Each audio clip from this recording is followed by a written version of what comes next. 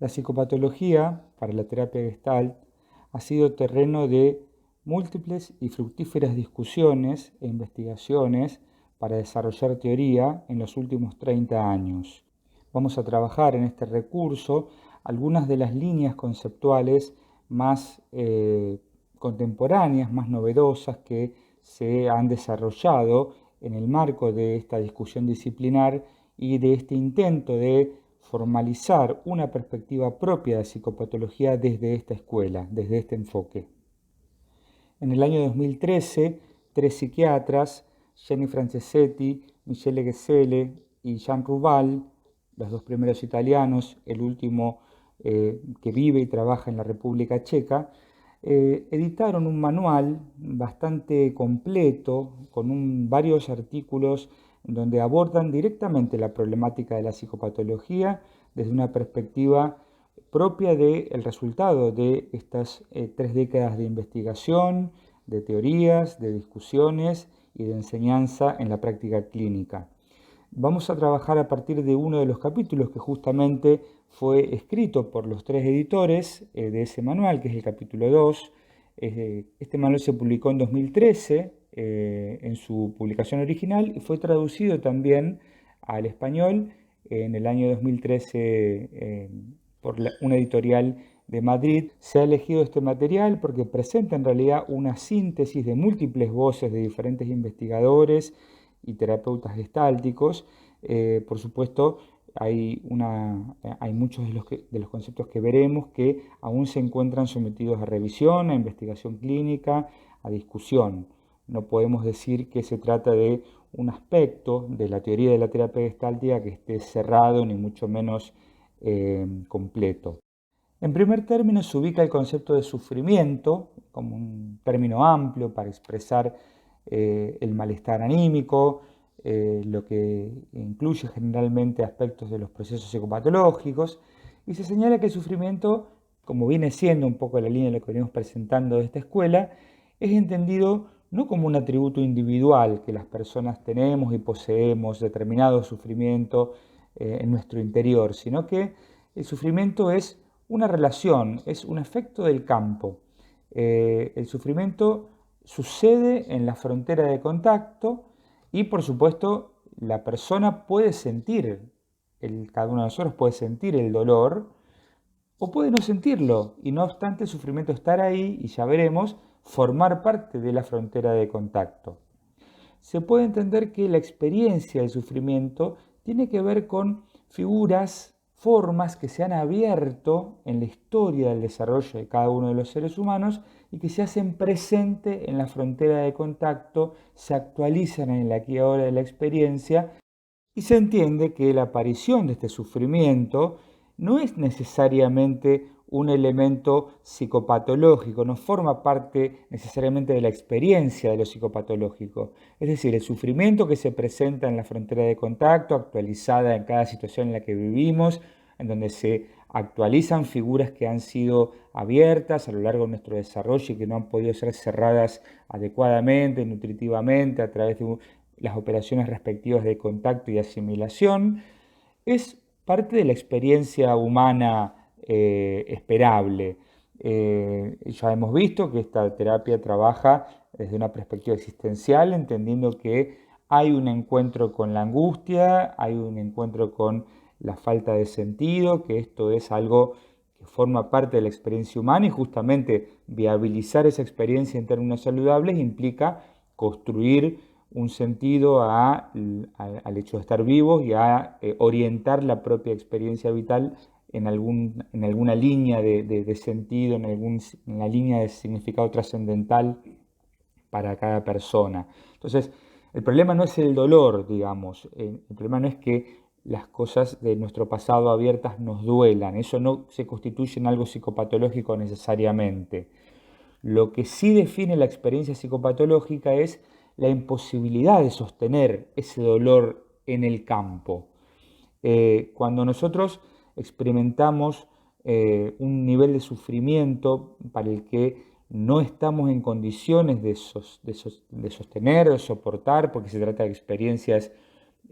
productos de eventos de mucha frustración, de situaciones muy tóxicas en nuestra experiencia infantil, de desarrollo, muy áridas para nuestros requerimientos, para nuestros deseos, para nuestras necesidades, y se producen determinadas dimensiones de sufrimiento. Sucede que algunas personas pueden no tener la capacidad de sostener ese nivel de dolor, ese nivel de sufrimiento, y por eso, a modo de ajuste creativo, disminuyen su propia percepción de ese dolor, como una manera de sobrevivir a la situación, de sobrellevar las experiencias dolorosas, las heridas que se abren en el proceso de desarrollo ontogenético personal, que ya hemos desarrollado en otros recursos anteriores. Entonces, eso que en algún momento es un ajuste creativo para disminuir la percepción del dolor que es considerado intolerable, en el presente, con el devenir del proceso de desarrollo y de crecimiento de las personas, se experimenta como una inhibición de la capacidad de estar presente en el campo. Entonces, esto nos da una primera pista en relación a las ideas que la terapia gestal sostiene respecto de la experiencia psicopatológica, en el sentido de que no parece haber clínicamente, en realidad, una diferencia tajante entre la experiencia saludable y la patológica. No es el dolor o el sufrimiento lo que determina la patología, sino en todo caso las dificultades que podemos tener en un determinado momento en nuestra vida para poder tomar conciencia en el sentido de awareness respecto del dolor que una situación nos conecta. Entonces, ahí es donde se origina o donde se puede ver el ajuste para sobrellevar esa situación dolorosa y que es considerada imposible de sostener. Como habrán notado a esta altura, entonces, la psicopatología gestáltica, tal como es entendida en este material, no se ocupa de describir entidades clínicas, sino que se ocupa de describir fenomenológicamente la experiencia humana. Y entiende que esa experiencia puede ser una experiencia saludable, puede tener caracteres neuróticos o puede ser una experiencia de tipo psicótica. Ahora bien, son dimensiones de la experiencia, son fenómenos que suceden en la frontera de contacto y por ende son co-creadas entre el organismo y su ambiente significativo. Pasar por alguna de estas experiencias, ya sea saludable, neurótica o psicótica, no es una estigmatización de la persona, no define a las personas, sino a los modos en los que esas personas pueden tener declinaciones o forma de vivir sus experiencias. De hecho, desde esta perspectiva, todos los seres humanos, cualquiera sea el grado de salud con el que nos consideremos, dependiendo de cuál sea la situación en la que estamos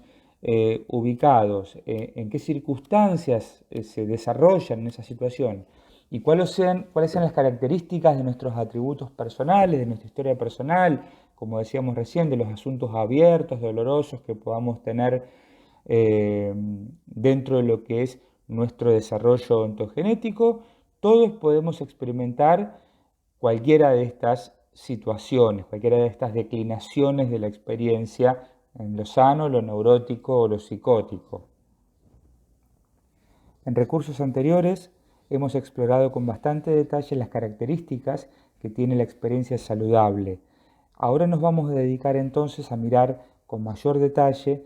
qué sucede en las llamadas experiencias neuróticas. El contacto, en el caso de la experiencia neurótica, está atenuado en el sentido de que aparecen en la experiencia lo que se llaman las interrupciones de contacto. En un próximo recurso vamos a hablar más en detalle de las interrupciones de contacto que fueron llamadas originalmente por Peirce y Goodman en el año 51 y después en toda la tradición de la terapia gestáltica fueron más conocidas con los términos de mecanismos de defensa.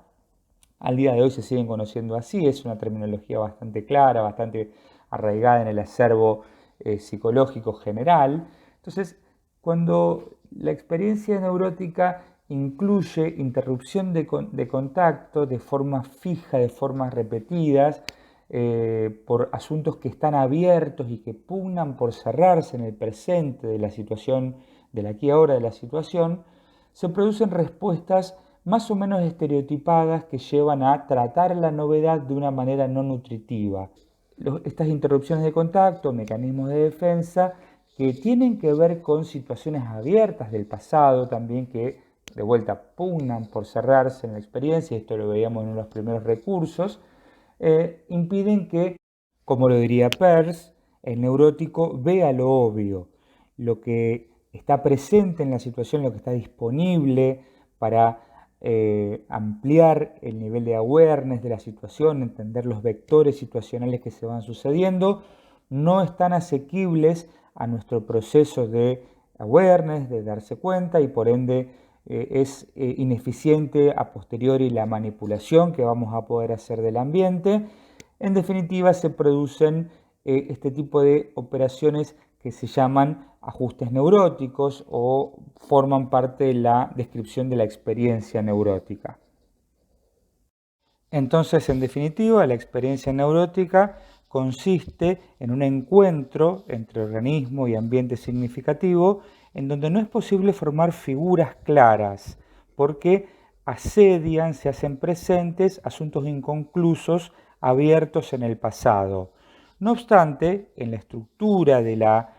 situación vemos que en la experiencia neurótica está conservada, y la dificultad en todo caso radica en formar figuras claras por la aparición de las situaciones inconclusas y la organización de las interrupciones del contacto que la situación determina. Vamos a ver que en la experiencia psicótica estas condiciones no están logradas, no están conseguidas.